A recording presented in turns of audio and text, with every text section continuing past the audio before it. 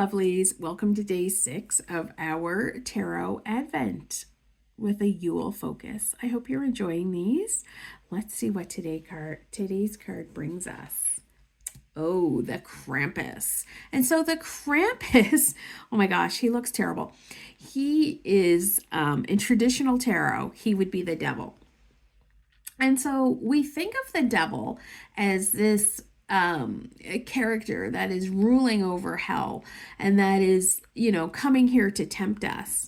But really, we're the devil and we tempt ourselves. So I want you to be careful today about what temptations you may see or may be happening to you. I want you to think of what addictions that no longer serve you.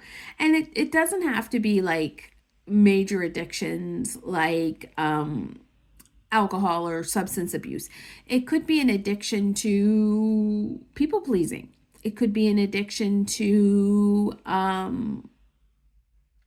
food.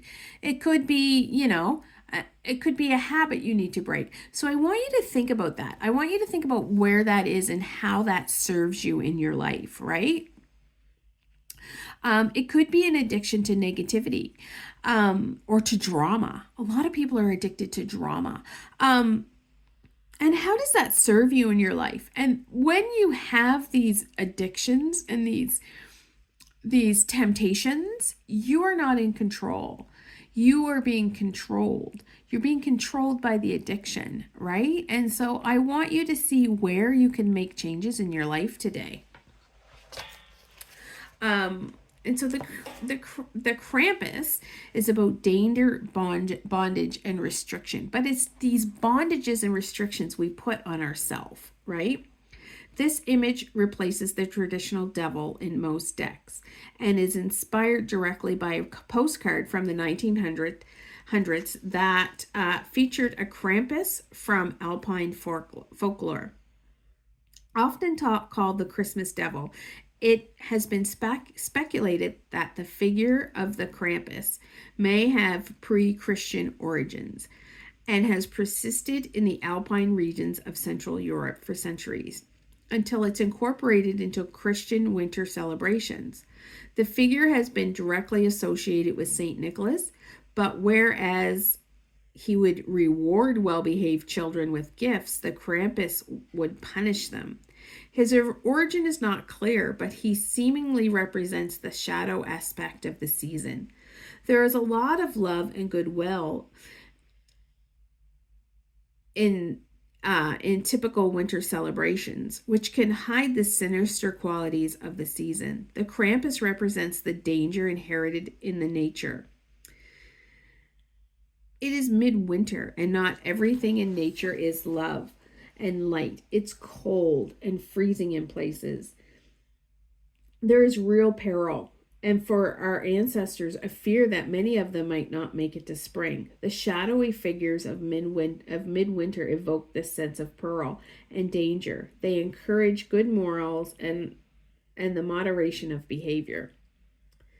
In Alpine tradition, the eve of December 5th is known as Krampus night, where the horrific creature appears on the streets.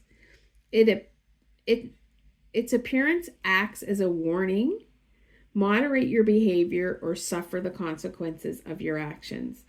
It is a reminder that every action has a reaction, that the force of cause and effect are always at play. In the image presented here, a young girl is blissfully unaware that the Krampus as she feasts on stolen apples, whilst the young boy, in chains of his own doing, is being stuffed into a basket and whipped with birch sticks.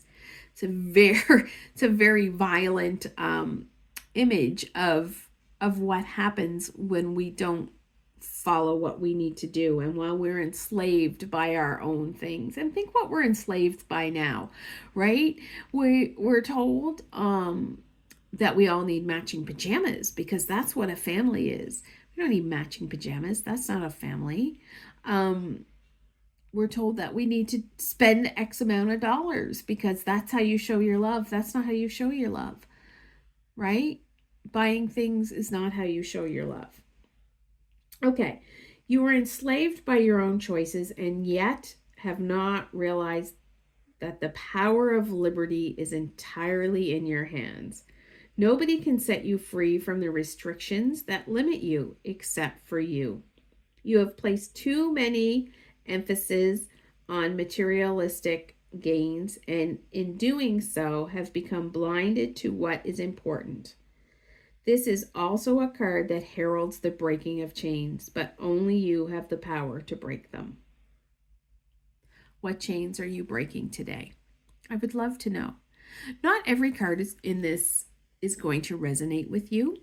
If it hasn't resonated with you, I want you to sit in that and think, why didn't this resonate with me?